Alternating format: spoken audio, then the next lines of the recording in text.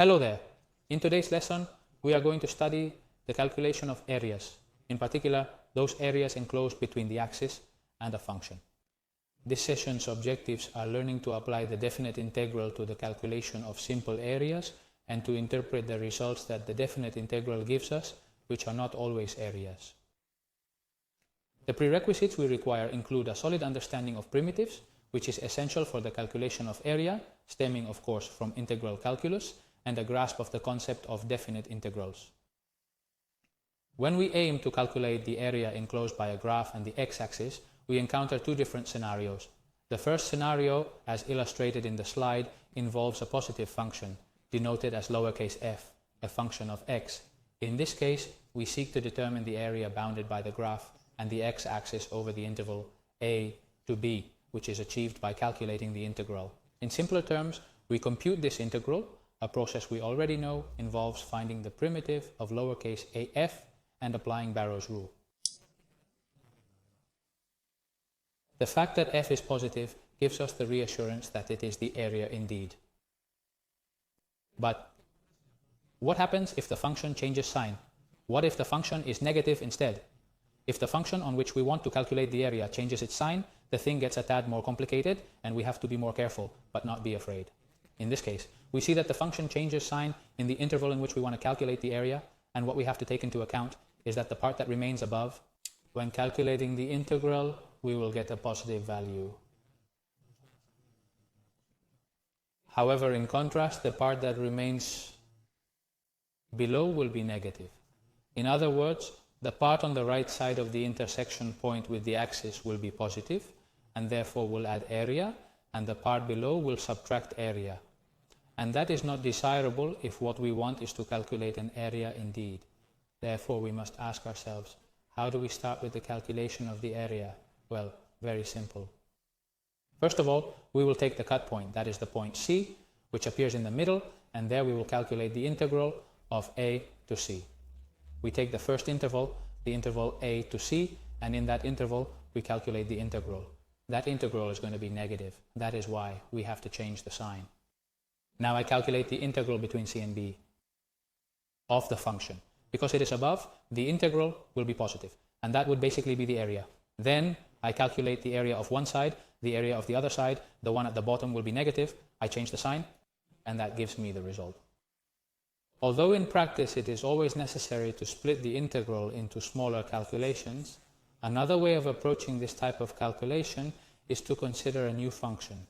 Instead of the function f, let's consider a function that has the same area enclosed, exactly the same, but all positive.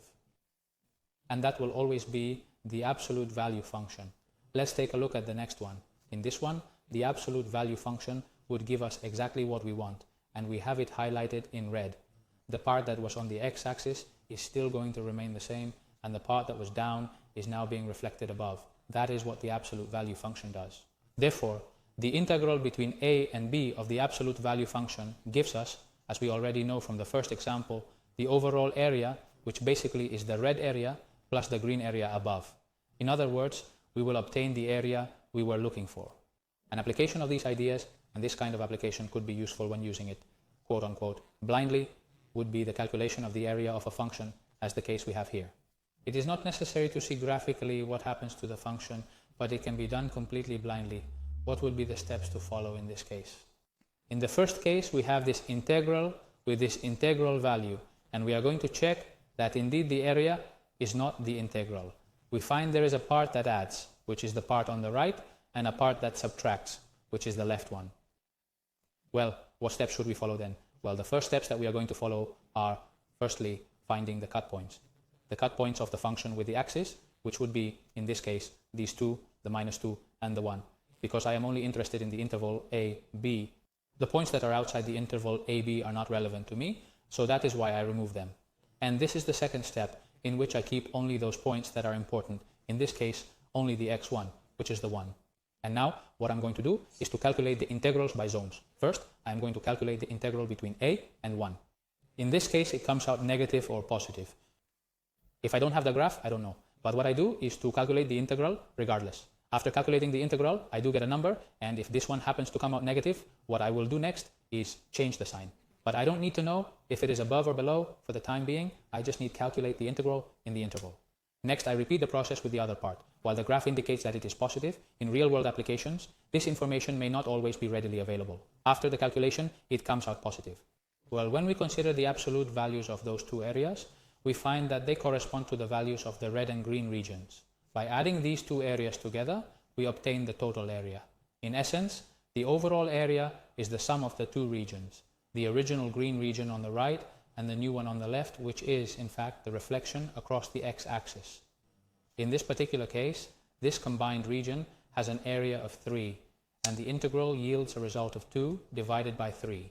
Clearly a way smaller value, and that is because the region we have on the left did subtract from the region we had on the right.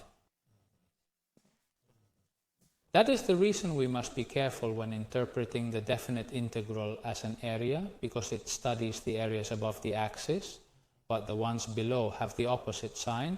Therefore, they must be done separately to preserve the sense of the area. Well, so far, what are we able to do after today's lesson?